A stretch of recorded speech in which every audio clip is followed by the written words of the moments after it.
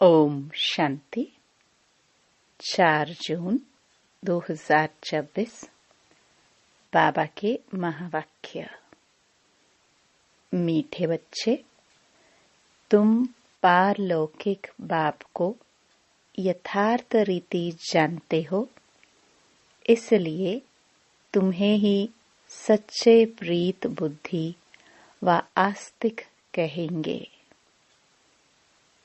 प्रश्न: बाप के किस कर्तव्य से सिद्ध होता है कि वह भक्तों का रक्षक है?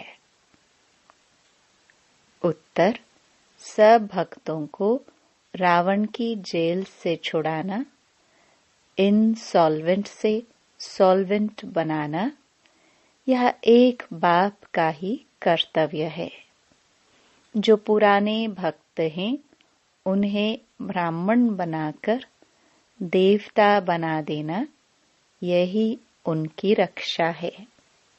भक्तों का रक्षक आया है, अपने सभी भक्तों को मुक्ति, जीवन मुक्ति देने।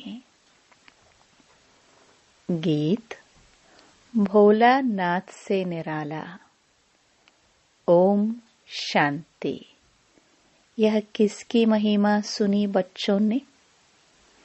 गाया जाता है, ऊंच ते ऊंच भगवान, और भगवान को ही बाप कहा जाता है। वही इस सारी रचना का रचयिता है। जैसे लौकिक बाप भी रचयिता है अपनी रचना का। पहले कन्या को अपनी स्त्री बनाते हैं और फिर उनसे रचना रचते हैं। 5-7 बच्चे पैदा करते हैं। उनको कहा जाएगा रचना। बाप ठहरा रचयिता, वह हद के रचयिता ठहरे। यह भी बच्चे जानते हैं, रचना को रचयिता बाप से वर्षा मिलता है। मनुष्य को 2 बाप तो होते ही हैं, एक लौकिक, दूसरा पारलौकिक। बच्चों को समझाया है, ज्ञान और भक्ति अलग अलग है। फिर है वैराग्य।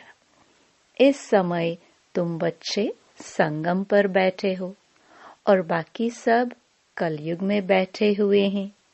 है तो सब बच्चे, परंतु तुमने बेहद के बाप को जाना है, जो सारी रचना का रचयिता है। लौकिक बाप होते भी उस पारलौकिक बाप को याद करते हैं। सतयुग में लौकिक बाप होते, पारलौकिक बाप को कोई याद नहीं करते, क्योंकि है ही सुखधाम। उस पारलौकिक बाप को दुखधाम में याद करते हैं। यहाँ पढ़ाया जाता है, मनुष्य को समझदार बनाया जाता है। भक्ति मार्ग में मनुष्य बाप को भी नहीं जानते हैं। कहते भी हैं परमपिता परमात्मा, हे गॉड फादर, हे दुख हरता सुख करता। फिर कह देते सर्वव्यापी। पत्थर में कण कण, कुत्ते बिल्ली सब में है। परमात्मा बाप को गालियां देने लग पड़ते हैं। तुम बाप के बने हो तो तुम हो गए आस्तिक। तुम्हारे बाप के साथ प्रीत बुद्धि है, बाकी सबकी बाप के साथ विपरीत बुद्धि है। अब तुम जानते हो, महाभारी लड़ाई भी सामने खड़ी है। पुरानी दुनिया के विनाश अर्थ हर 5000 वर्ष बाद कलयुगी पतित दुनिया पूरी हो, फिर सतयुगी पावन दुनिया स्थापन होती है बाप के द्वारा। जिसको ही याद करते हैं, हे पतित पावन आवो, हे खिवैया हमको इस विषय सागर से निकाल क्षीर सागर में ले जाओ। गांधी जी भी गाते थे, पतित पावन सीताराम, हे राम सब सीताओं को पावन बनाओ। तुम सब हो सीताएं भक्तियां, वह है भगवान, सब उनको पुकारते हैं। वह तुमको पतित से पावन बना रहे हैं। तुमको कहाँ भी धक्के नहीं खिलाते हैं। ऐसे नहीं कहते तीर्थों पर जाओ, कुंभ के मेले पर जाओ। नहीं, यह नदियाँ कोई पतित पावनी नहीं है। पतित पावन एक ज्ञान का सागर बाप है। सागर व नदियों को कोई याद नहीं करते हैं, पुकारते हैं बाप को, हे पतित पावन बाबा, हमको पावन बनाओ। बाकी पानी की नदियाँ तो सारी दुनिया में है, वह थोड़ी ही पतित पावनी है। पतित पावन एक बाप को ही कहा जाता है। वह जब आए तब आकर पावन बनाए। भारत की महिमा बहुत भारी है। भारत सब धर्मों का तीर्थ स्थान है। शिव जयंती भी यहाँ गाई जाती है। सतयुग तो है पावन दुनिया, उसमें देवी देवता रहते हैं। देवताओं की महिमा गाई जाती है। सर्वगुण संपन्न, 16 कला संपूर्ण। चंद्रवंशियों को 14 कला कहेंगे। फिर सीढ़ी नीचे उतरते हैं। बाप आकर सेकंड में सीढ़ी चढ़ाए शांति धाम, सुख धाम में ले जाते हैं। फिर 84 का चक्कर लगाए सीढ़ी उतरते हैं। 84 जन्म कोई ने तो जरूर लिए होंगे। मुख्य है सर्वशास्त्रमयी शिरोमणि गीता, श्रीमद् भगवत माना भगवान की गाई हुई।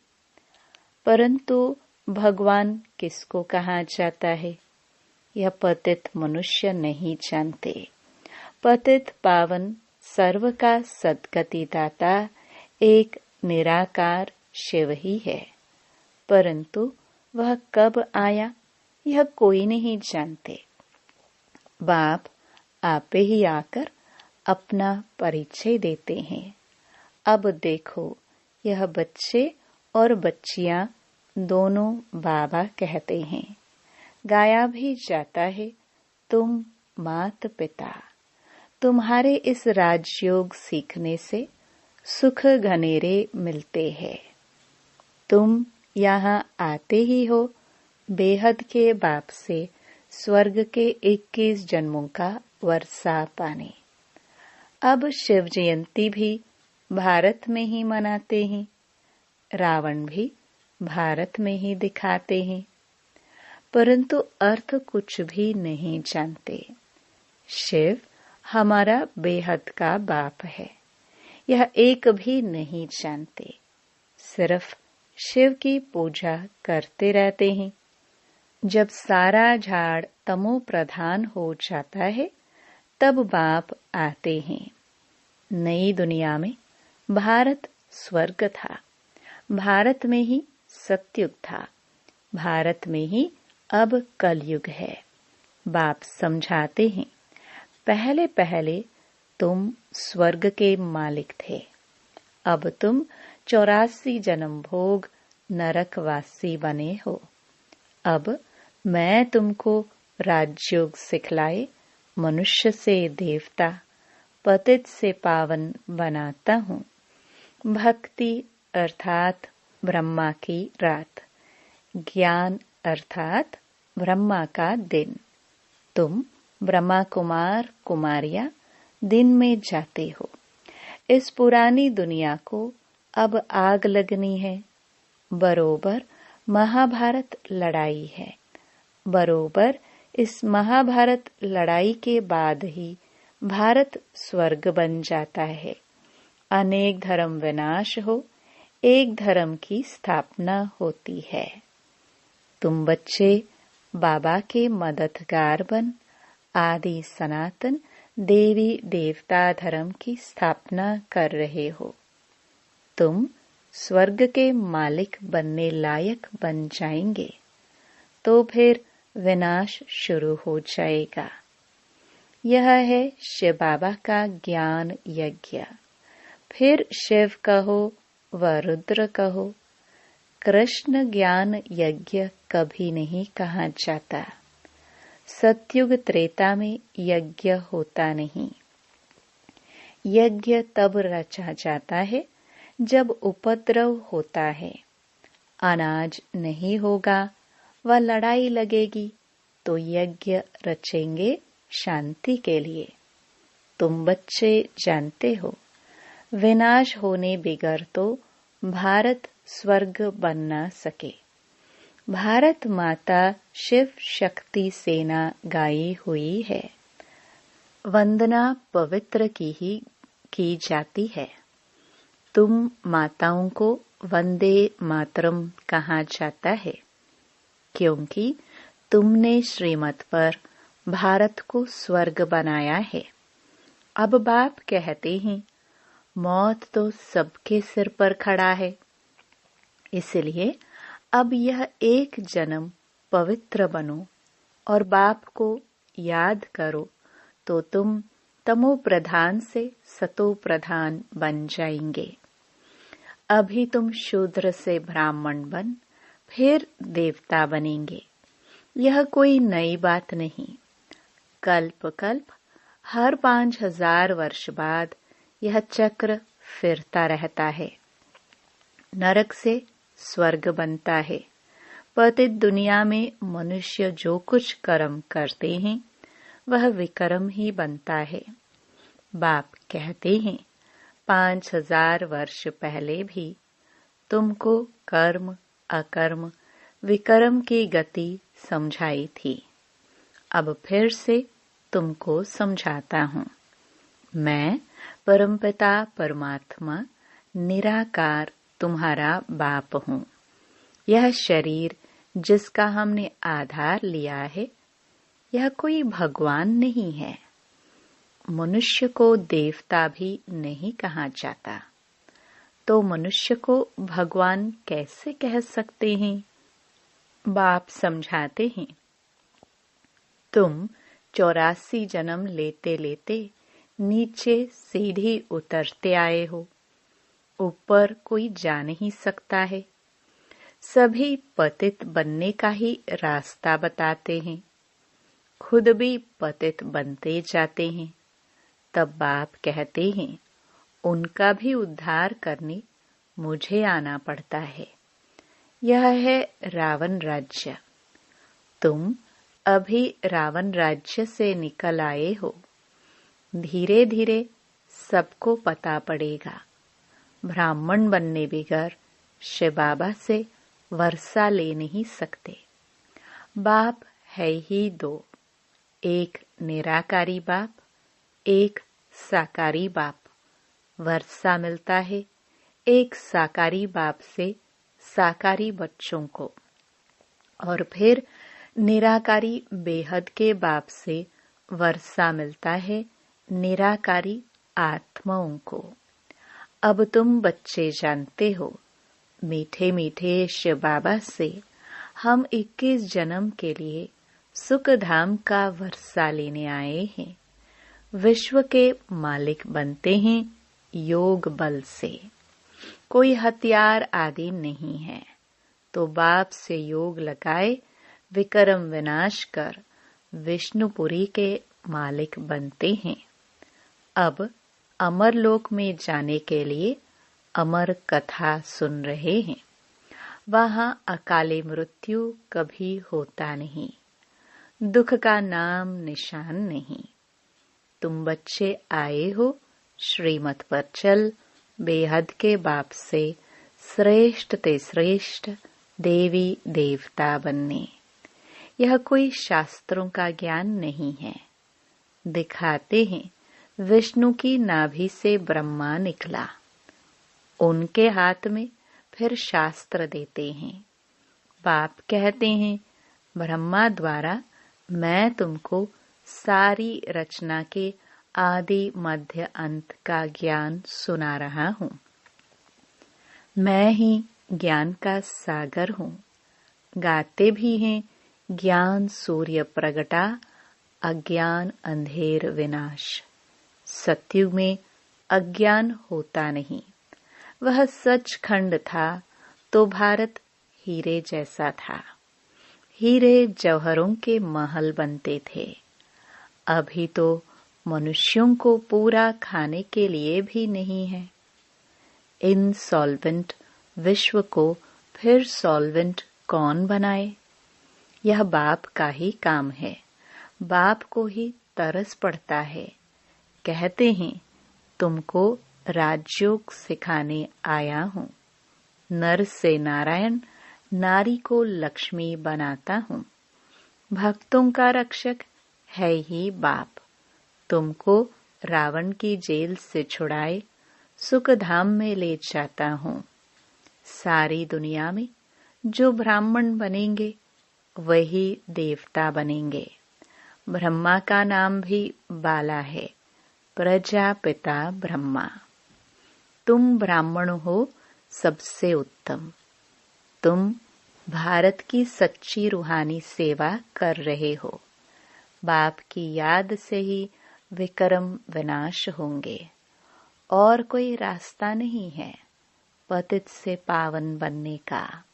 याद से ही खाद भस्म होगी। सोनार लोग जानते हैं सच्चा सोना झूठा सोना कैसे बनता है। उसमें चांदी तांबा लोहा डालते हैं। तुम भी पहले सतो प्रधान थे, फिर तुम्हारे में खाद पड़ती है, तमो प्रधान बन पड़े हो। अभी फिर सतो प्रधान बनना पड़े, तब सतयुग में जा सकेंगे। बाप कहते हैं कोई भी देहधारी को याद नहीं करो। गृहस्थ व्यवहार में रहते एक बाप के सिवाय और कोई को याद नहीं करो तो तुम स्वर्गपुरी के मालिक बन जाएंगे। स्वर्ग अथवा विष्णुपुरी थी, अब रावणपुरी है, फिर विष्णुपुरी बनेगी जरूर। साधु संत आदि सबका उद्धार करने आता हूँ। तब ही कहा जाता है यदा यदा ही धर्मस्य। यह भारत की ही बात है। सर्व का सद्गति दाता मैं एक बाप शिव हूँ। शिव रुद्र सब उनके ही नाम है, अतः नाम रख दिए हैं। बाप कहते हैं मेरा असली नाम तो एक ही है, शिव। मैं शिव हूँ। तुम सालिग्राम बच्चे हो। तुम आधा कल्प देह अभिमानी रहे हो, अब देही अभिमानी बनो। एक बाप को जानने से बाप द्वारा तुम सब कुछ जान जाते हो। मास्टर ज्ञान सागर बन जाते हो।